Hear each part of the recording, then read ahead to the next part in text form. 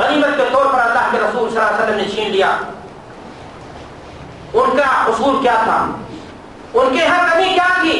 کیا وہ اللہ تبارک و تعالیٰ کو خالق نہیں مانتے تھے؟ مانتے تھے۔ قرآن بھی اس بات کی گواہی دیتا ہے۔ اللہ تعالیٰ فرماتا ہے وَلَئِن سَأَلْتَهُم مَّن خَلَقَهُمْ لَيَقُولُونَ اللَّهُ، کہ اگر آپ ان سے پوچھو کہ تمہارا پیدا کرنے والا کون ہے تو یہ کہیں گے کہ ہمارا پیدا کرنے والا کون ہے؟ اللہ تبارک و تعالیٰ۔ گویا اللہ تبارک و تعالیٰ کو خالق وہ لوگ مانتے تھے، اللہ تبارک و تعالیٰ کو خالق ہی نہیں بلکہ رازق بھی مانتے تھے۔ اللہ فرماتا ہے قُلْ مَن يَرْزُقُكُم مِّنَ السَّمَاءِ وَالْأَرْضِ، تم ان سے پوچھو کہ آسمان اور زمین میں روزی تمہیں کون دیتا ہے؟ أَمَّن يَمْلِكُ السَّمْعَ وَالْأَبْصَارَ وَمَن يُخْرِجُ الْحَيَّ مِنَ الْمَيِّتِ وَيُخْرِجُ الْمَيِّتَ مِنَ الْحَيِّ وَمَن يُدَبِّرُ الْأَمْرَ فَسَيَقُولُونَ اللَّهُ، زندگی اور موت کون دیتا ہے، روزی تمہیں کون دیتا ہے؟ ان سے پوچھو تو بھی یہ بتائیں گے، کیا بتائیں گے مشرکین مکہ؟ کہ اللہ دیتا ہے۔ اللہ تبارک و تعالیٰ کو آسمان اور زمین کا بادشاہ بھی تسلیم کرتے تھے۔ اللہ تعالیٰ قرآن مجید میں ارشاد فرماتا ہے قُلْ لِمَنِ الْأَرْضُ وَمَنْ فِيهَا، آسمان اور زمین کی بادشاہت کس کی ہے؟ ان کنتم تعلمون، بتا دو سیقولون اللہ، تو یہ کہیں گے کس کی ہے؟ اللہ تبارک و تعالیٰ کی ہے۔ میرے بھائیوں، ان آیات سے کیا بات معلوم ہوئی؟ یہ بات معلوم ہوئی کہ مشرکین عرب اس بات کو تسلیم کرتے تھے، مانتے تھے کہ آسمان و زمین کا خالق، آسمان و زمین کا مالک، پیدا کرنے والا، روزی رساں اللہ تبارک و تعالیٰ ہے۔ پھر وہ مشرک کیوں قرار پائے؟ سوال یہ ہے کہ وہ جب اللہ کو خالق مانتے تھے، اللہ کو مالک مانتے تھے، اللہ کو رازق مانتے تھے، تو پھر وہ مشرک قرار کیوں پائے؟ اور توحید کی دعوت کو دینے کے لیے حضرت محمد عربی صلی اللہ علیہ وسلم کو کی بعثت کیوں کر ہوئی؟ اور جب آپ نے انہیں توحید خالص کی دعوت دی تو وہ لوگ آپ کے جانی دشمن کیوں ہو گئے؟ وہ لوگ آپ کو دعوت توحید سے پہلے امین مانتے تھے، وفادار مانتے تھے، سچا مانتے تھے، آخر کیا بات ہو گئی؟ کون سی چیز اللہ کے رسول صلی اللہ علیہ وسلم نے ان کے سامنے رکھ دی کہ وہی لوگ آپ کے جانی دشمن ہو گئے؟ اور ایک وہ لوگ آپ کو ساحر اور مجنون، پاگل اور دیوانہ کہنے لگے، آپ کو نربنس اور بے اولاد ہونے کے تکلیف دے تانے دینے لگے، آپ کو ستانے لگے، آپ پر ایمان لانے والوں کو اپنے ظلم و ستم کا نشانہ بنانا شروع کر دیا۔ آخر وہ کیا وجہ تھی میرے بھائی اور دوستوں؟ یہی وہ نقطہ ہے جس نقطے پر اگر آپ غور کریں گے تو شرک کی حقیقت آپ کے سامنے کیا ہوگی؟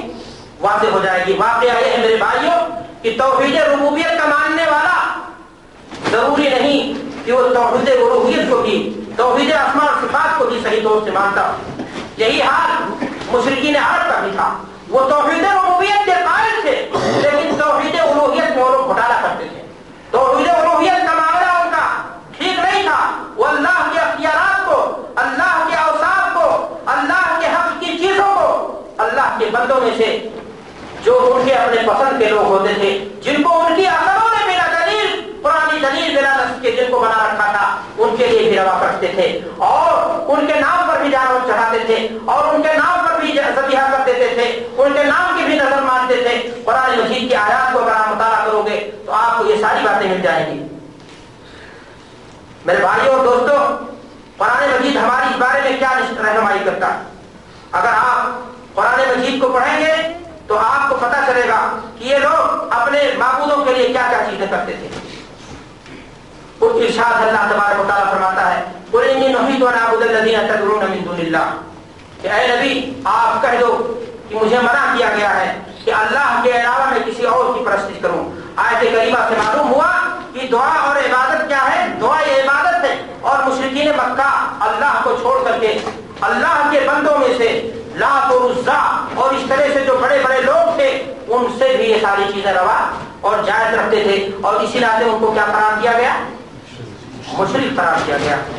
اسی طرح میرے بھائیوں، مشرکین مکہ اپنے بزرگوں کے نام کی نظر مانتے تھے، چڑھاوے چڑھاتے تھے، اور اس بارے میں قرآن مجید ہماری رہنمائی فرماتا ہے۔ اللہ فرماتا ہے وَجَعَلُوا لِلَّهِ مِمَّا ذَرَعَ مِنَ الْحَرْثِ وَالْأَنْعَامِ نَصِيبًا، کہ جو چیز اللہ پیدا کرتا تھا ان کے لیے اس میں اللہ کا حصہ لگاتے تھے، ساتھ میں اپنے معبودوں کا بھی حصہ لگا دیتے تھے۔ پیدا اللہ کرتا تھا اور حصہ اللہ کے ساتھ کیا کس کا لگتا تھا؟ معبودوں کا بھی لگتا تھا۔ وہ لوگ اپنے معبودوں کے نام پر جانور بھی ذبح کرتے تھے۔ اللہ تبارک و تعالیٰ قرآن مجید میں ارشاد فرماتا ہے وَمَا أُحِلَّ بِهِ لِغَيْرِ اللَّهِ، اور اسی طرح فرماتا ہے وَمَا ذُبِحَ عَلَى النُّصُبِ، آج کوئی شخص جا کر کے مزاروں اور درگاہوں پر دیکھے کہ کتنے مرغے ذبح کیے جاتے ہیں اور کتنے مرغوں کے خون سے بابا کی قبر کو لت پت کیا جاتا ہے اور وہاں کپڑے ڈگوئے جاتے ہیں اور ان کو لا کر کے تعویذ کی شکل میں کیا کیا استعمال کیا جاتا ہے، حقیقت آپ کو اندازہ لگ جائے گا۔ میرے بھائیوں اور دوستوں، مشرکین مکہ اپنے معبودوں کو سجدے بھی کرتے تھے۔ قرآن مجید ہماری اس بارے میں رہنمائی یہ فرماتا ہے، اللہ فرماتا ہے لا تسجدوا للشمس ولا للقمر، کہ اے لوگوں سورج اور چاند کا سجدہ مت کرو، واسجدوا للہ الذی خلقہن ان کنتم ایہ تعبدون، اس ذات کا سجدہ کرو جو ان سب کو پیدا کرنے والا ہے، اگر تم حقیقی معنی میں عبادت کو اللہ کے لیے روا رکھنا چاہتے ہو۔ میرے بھائیوں، آج مسلمانوں کی ایک بڑی اکثریت مشرکین عرب کی طرح توحید ربوبیت کی تو ضرور قائل ہے، لیکن سچائی کے ساتھ سینے پر ہاتھ رکھ کر کے ٹھنڈے دل اور دماغ کے ساتھ اگر آپ غور کرو گے تو آپ کو پتہ چل جائے گا کہ آج وہ لوگ بھی مشرکین مکہ کی طرح توحید ربوبیت کے منکر ہیں، توحید ربوبیت کو تسلیم کرتے ہیں، لیکن توحید الوہیت میں کھلا گھوٹالہ ہو رہا ہے۔ اور کیسے ہو رہا ہے؟ آپ دیکھو کہ ما فوق الاسباب طریقے سے جو چیزیں انسان کو نہیں مل پاتی ہیں ان کو آج اللہ کی چوکھٹ کو چھوڑ کر کے غیر اللہ کی چوکھٹ کا دوائی لے کر کے وہاں سے جا کر کے مانگا جاتا ہے۔ آج قبروں کا طواف کیا جاتا ہے، سالانہ عرس اور میلے لگتے ہیں اور وہاں پر ڈیگیں چھڑکائی جاتی ہیں۔ ہمارے جیبوں میں مسجدوں اور مدارس کے لیے پیسہ خرچ کرنے کے لیے نہیں ہوتا۔ آج مسجدوں میں چٹائی نصیب نہیں ہوتی، لیکن اعلیٰ سے اعلیٰ کی کوالٹی کی چادریں آج بابا کے مزاروں پر چڑھائی جاتی ہیں اور امید یہ کی جاتی ہے کہ اس سے ہماری مشکل اور پریشانیاں کیا ہو جائیں گی، سب دور ہو جائیں گی۔ اور افسوس تو یہ ہے کہ آج ملت کی تباہی کا حال کیا ہوگا جب ان غلط کاموں کو لوگ بڑے بڑے جو سردار ہیں، بادشاہان ہیں، ملکوں کے وزراء ہیں، وہ اس کام کو انجام دینے لگیں گے۔ آج ہمیں آپ بتائیں کہ قبروں پر چراغ جلانے کو، وہاں نظر و نیاز کرنے کو کیا سعادت نہیں سمجھا جاتا؟ یہی سارے کام جو تھے جن کی بنیاد پر مشرکین مکہ کو کیا کہا گیا تھا؟ مشرک قرار دیا گیا تھا۔ اور یہی وہ ساری چیزیں ہیں جو آج ہم کریں تو مشرک نہیں، آج ہم ان قبروں میں سوئے ہوئے لوگوں کو عالم الغیب مانتے ہیں، کہتے ہیں سعودیہ میں وہ ہماری باتوں کو سنتے ہیں۔ آج ہم ان قبروں میں مدفون لوگوں سے اپنی حاجت روائی، مشکل کشائی کی باتیں کرتے ہیں اور یہ عقیدہ تصور لے کر کے یہ ہماری پکار کو کیا ہو رہے ہیں، ساری کی ساری چیزوں کو سن رہے ہیں۔ اللہ کی قسم آنکھوں سے دیکھا ہوں، ہندوستان کی راجدھانی دہلی میں نظام الدین کے مزار پر جانا ہوا، کیا دیکھا؟ جو بھی آدمی اندر گھستا ہے اس کو طواف کیے بغیر واپس نہیں آنا۔ طواف مکمل کرنے کے بعد جب آدمی پائے پہنچتا ہے تو سجدے میں گر جاتا ہے۔ اچھا پڑھا لکھا انسان، کوالیفائڈ ہوشیار قسم کا انسان، عقل مار دی گئی، سجدے میں گر جاتا ہے اور بلکتا ہے، روتا ہے، بابا سے اپنی مشکلیں بیان کرتا ہے، اپنی نوکری کی بھیک مانگتا ہے، اپنی شفا یابی اور نہ معلوم کن کن مشکلات کا حل تلاش کرتا ہے۔ میرے بھائیوں اور دوستوں، اگر یہ بھی نہیں شرک ہے تو پھر شرک کس چیز کا نام ہوگا؟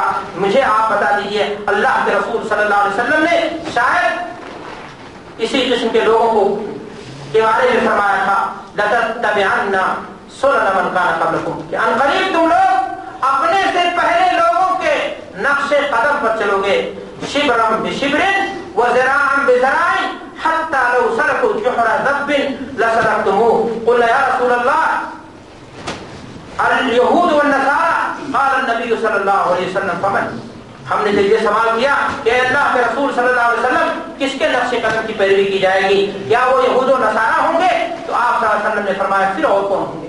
میرے بھائیوں، حدیث کو سامنے رکھیے، موجودہ دور کے مسلمانوں کے عقائد و اعمال کا جائزہ لیجیے، بخوبی آپ کو اندازہ لگ جائے گا کہ یہود و نصارہ کی پیروی ہو رہی ہے یا نہیں ہو رہی ہے، وہ کون سی عقیدے کی خرابی ہے جو آج موجودہ دور کے مسلمانوں میں نہیں پائی جاتی ہے۔ پہلے زمانے کے مشرکین اور آج کے زمانے کے مشرکین میں کیا فرق رہ گیا؟ آج کے زمانے کا شرک تو میں یہ کہتا ہوں کہ پہلے زمانے کی شرک سے بھی بعض صورتوں میں خطرناک صورت اپنا چکا۔ پہلے زمانے کے مشرک صرف اور صرف